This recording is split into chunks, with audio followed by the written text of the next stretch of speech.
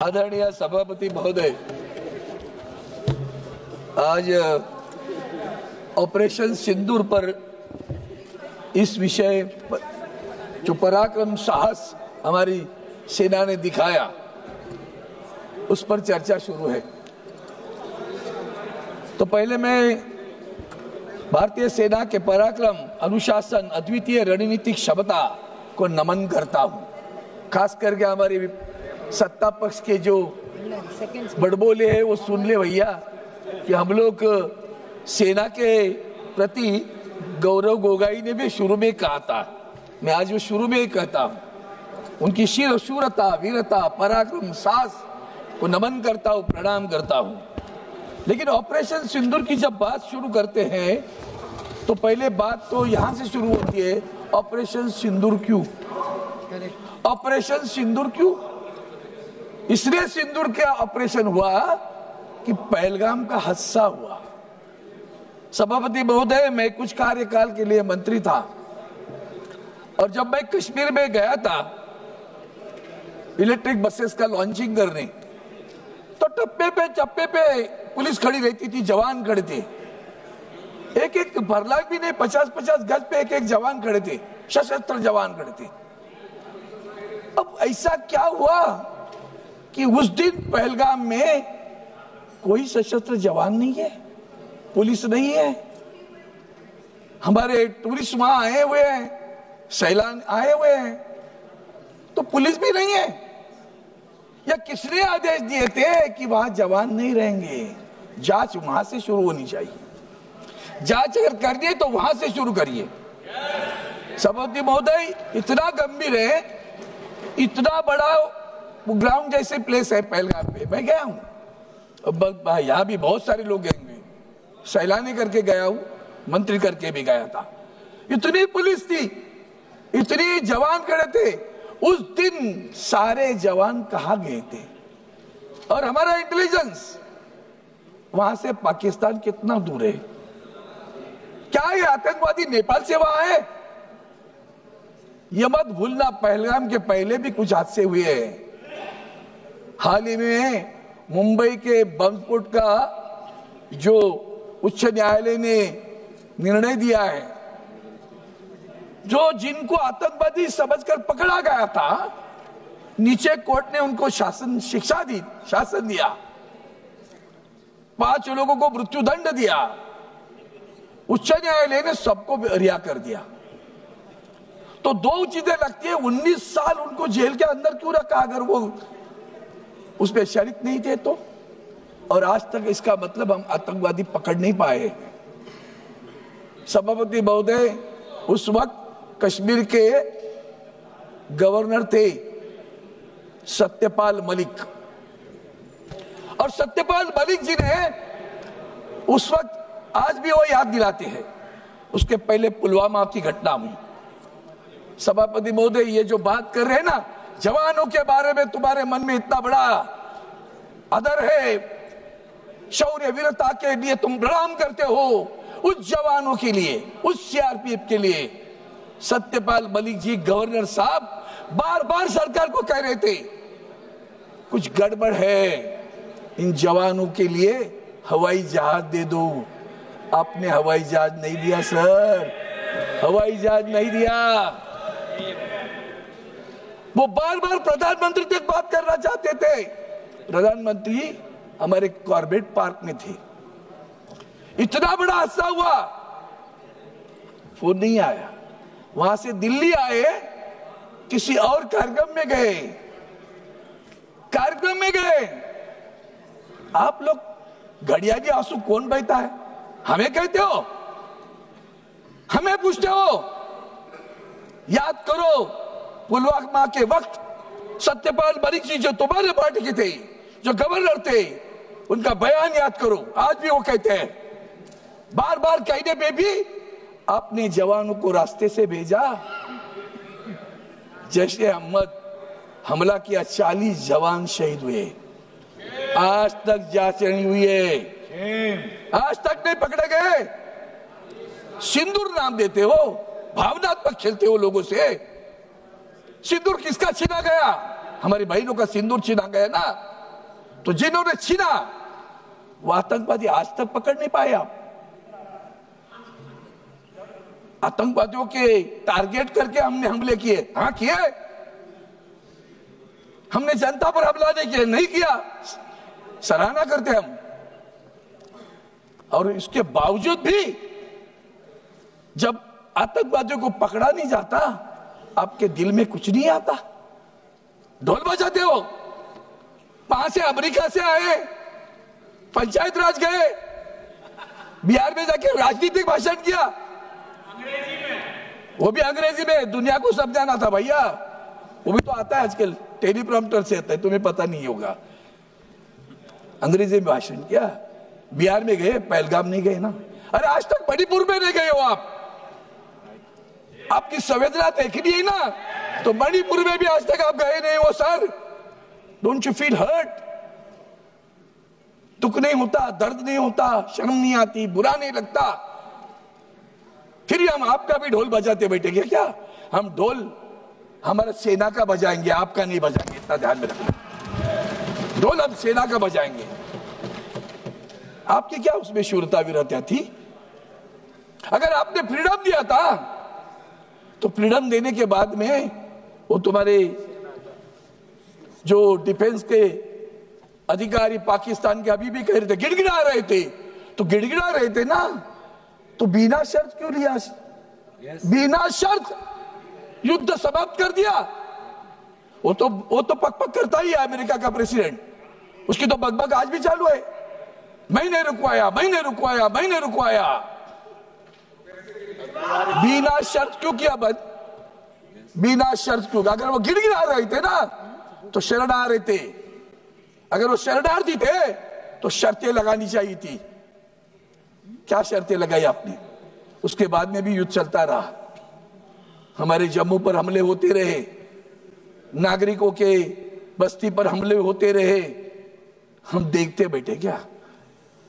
सभापति महोदय, हमारी सबसे बुरी बात यह है, सार्क, ये नेपाल इर्द गिर्द हमारे जो राष्ट्र हैं, एक राष्ट्र हमारे साथ नहीं बात करता।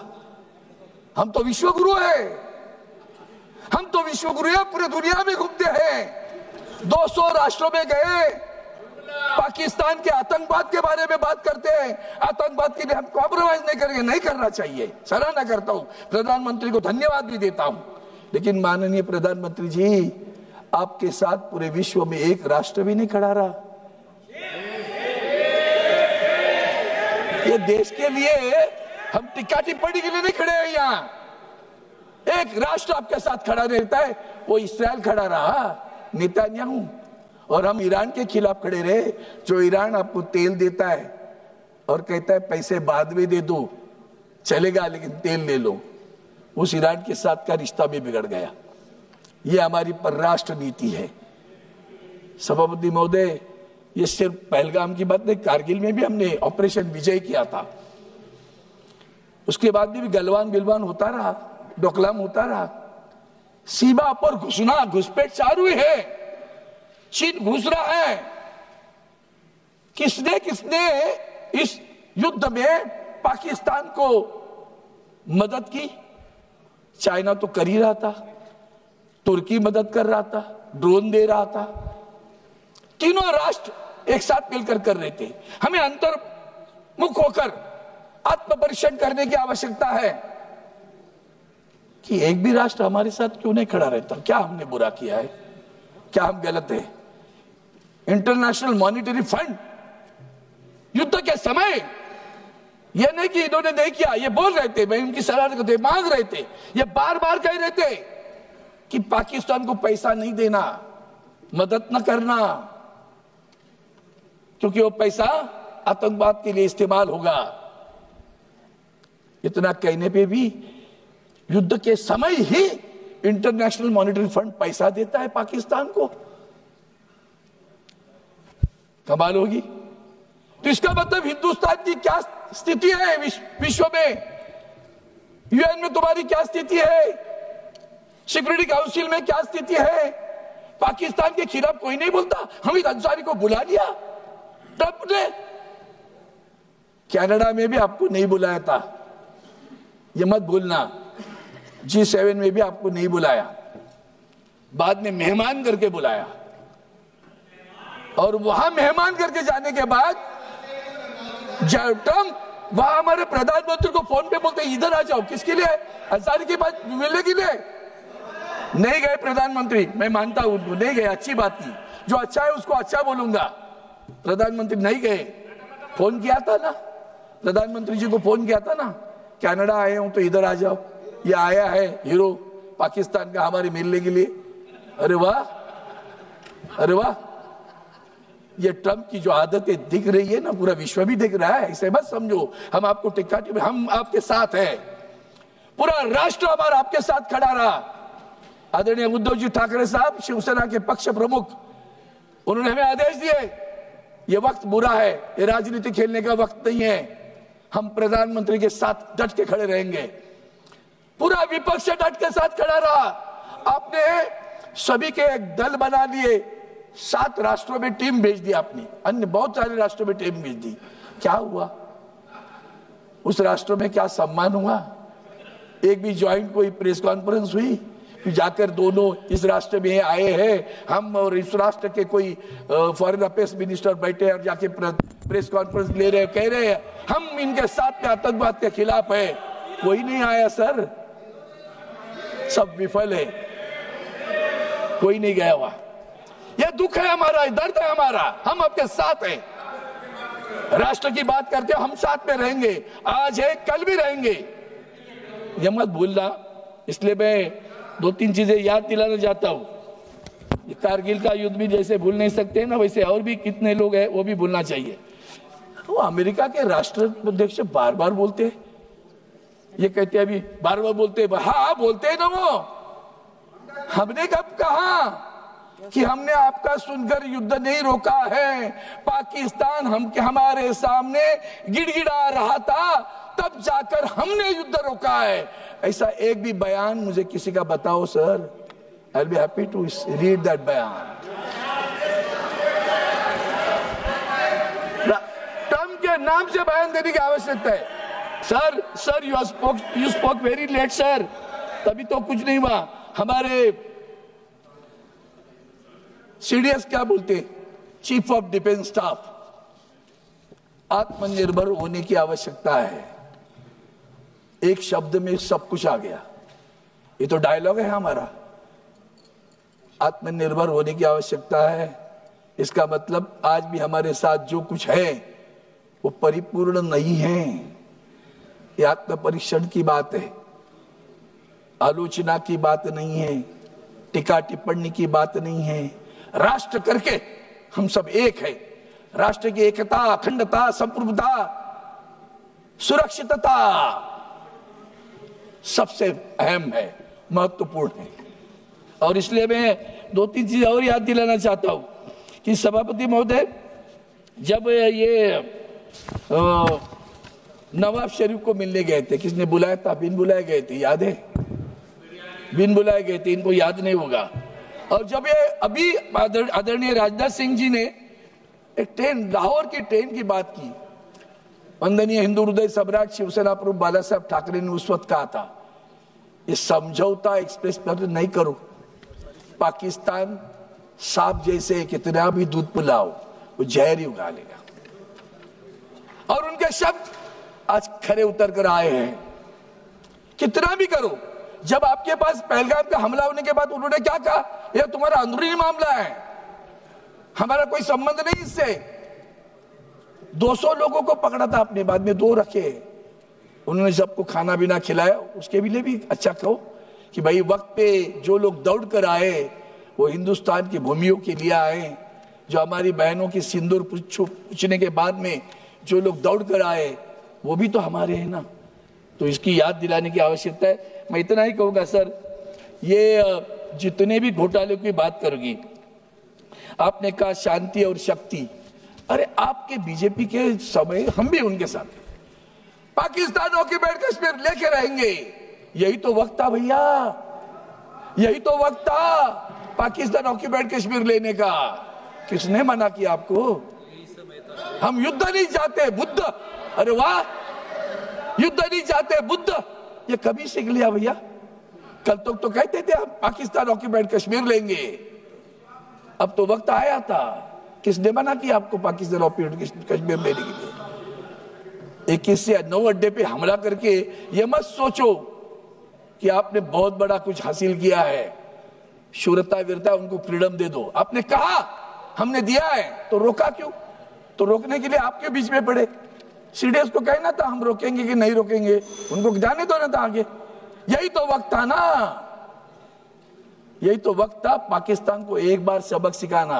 जैसे इंदिरा गांधी जी ने सबक सिखाया था ना, वही दोबारा सबक सिखाने की आवश्यकता है। यही वक्त था सबक सिखाने का। बांग्लादेश निर्माण किया, उसी तरह इस वक्त भी कर सकते थे। पूरा पाकिस्तान ऑक्यूपाइड कश्मीर कब्जे में लेते थे, प्रधानमंत्री को सर पे लेके हम नाचते थे। सर आपने पाकिस्तान ऑक्यूपाइड कश्मीर ले लिया, हम आपकी सराहना करते हैं, अभिनंदन करते हैं। और इसलिए सभापति महोदय इतना ही कहता हूं कि ये सब ये घुस के मारेंगे वाली बात है ना, घुस के मारेंगे, घुस के मारना है ना। ओसामा बिन लादेन को कैसे मारा, वैसे घुस के मारा। श्री अमर काले जी, एक मिनट सर, खत्म कर रहा हूं, एक वाक्य में खत्म करता हूं। ओसामा बिन लादेन को कैसे मारा, उसे कहते हैं घुस के मारा।